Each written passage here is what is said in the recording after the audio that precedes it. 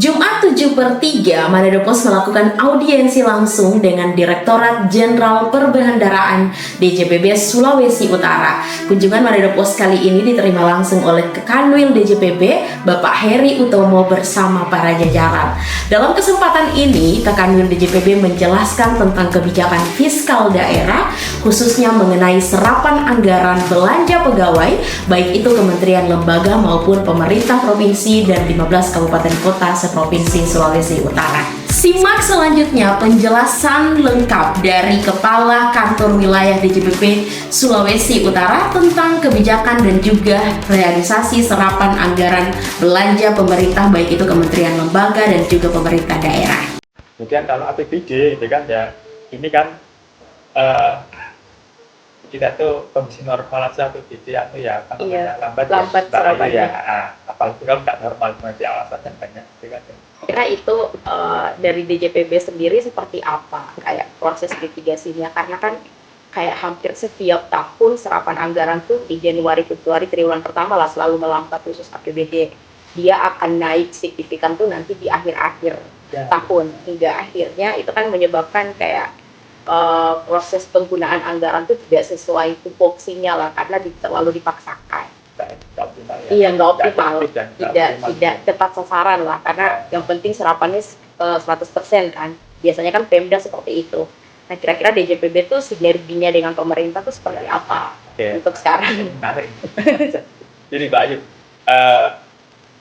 kami mencoba kan ya untuk mengintensifkan koordinasi dan sinergi. Jadi tahun 2025 ini itu ada momentum penting ya.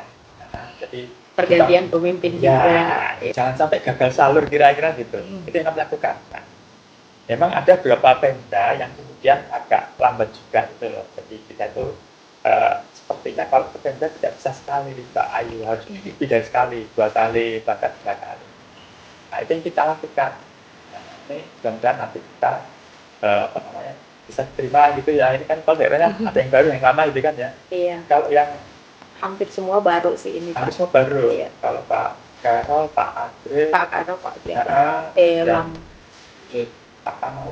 Pak Iskandar Kamaru, ya.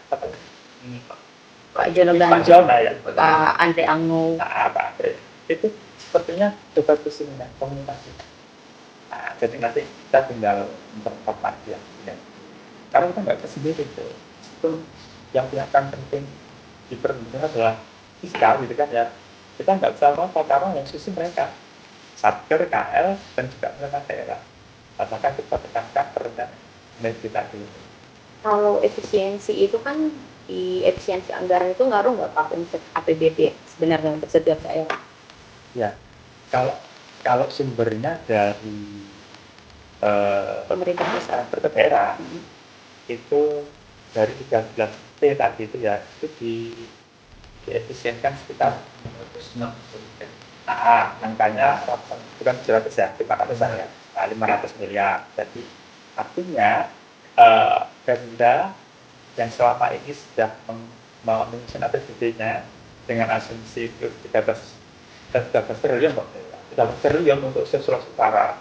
Maka beberapa Pemda atau transfer daerahnya itu yang diefisienkan tadi, mereka akan dihitung ulang dengan APBD-nya. Jadi misalnya nih, kalau DAU infrastruktur atau bidang pekerjaan untuk dihemat semuanya itu kan yang pentingnya, maka belanja modal yang ada di APBD yang sumbernya berasal dari transfer daerah dia akan sokir itu sekian kira-kira gitu.